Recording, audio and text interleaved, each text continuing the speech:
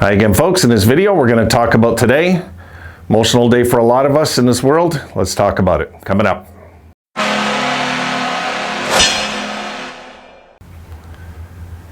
Yeah, I wanted to throw a little video together on this, and this is just about like out of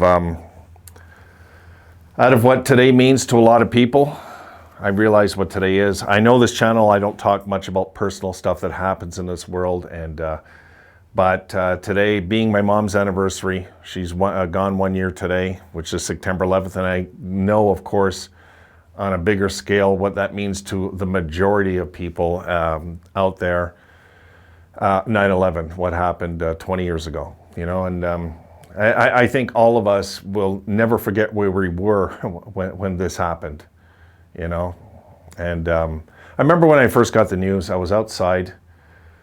I was at work and I was outside and it was on break, and somebody came and told me that a plane crashed into the Trade Center, you know, and I thought, my God, you know, like I figured it was a one-man plane. I didn't know what went down at first. And then I had heard that one of the trade centers completely went down, and I was like, what is going on, you know? And then I just wanted to, I just wanted to get home and get caught up with the news to see what was going on, because you're just getting bits and pieces of it at lunchtime. It was around lunchtime, or it was before lunch break, I believe. No, it wasn't lunch because I was on break.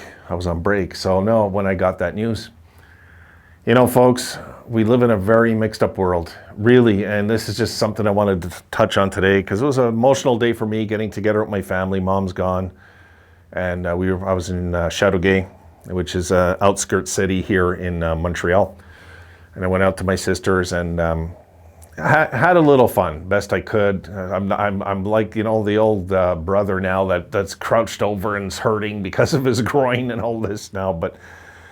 You know, and we got to talking about life and things, and just, you know, just what I could tell you, my mom as a nurse, how that bothered her years ago when she just watched this horrible thing happen, you know, all of a sudden.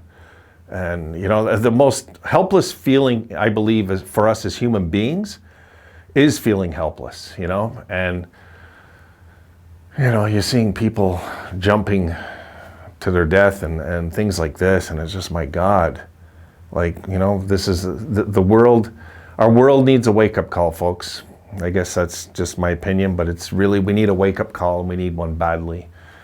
And you know, thinking of these things in life that happen, I'm grateful for a thing, believe it or not, called hockey, because it kind of gets my mind away from the stresses of real life. And that's why I try not to bring stress into my things that I love, the passions I have in life too, because those are kind of gifts, you know? And when you look at something as evil as that was, and as wrong as that was, and just as much hate was involved, and it just, you know, it's sad we live in a world like that, but at the same time, you know, we can only do our part. And it feels like so minute, right? It feels like it's not much.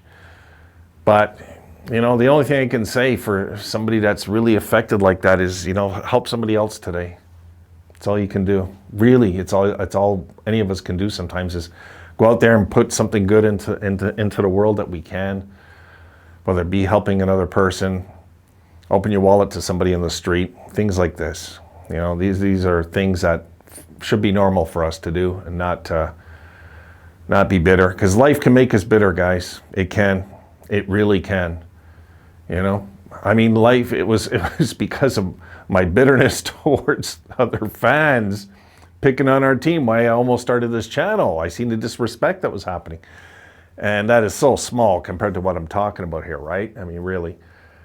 And, you know, if we can just, you know, there's just so many things I would love to see happen in this world before I die, really. You know, one of them, I'd love to see a cure for cancer. I would love to see, I think I could die with a smile on my face if I knew cancer was cured and I got to see this happen in my lifetime. I think that would be, folks, I can't even tell you what that would mean to somebody like me.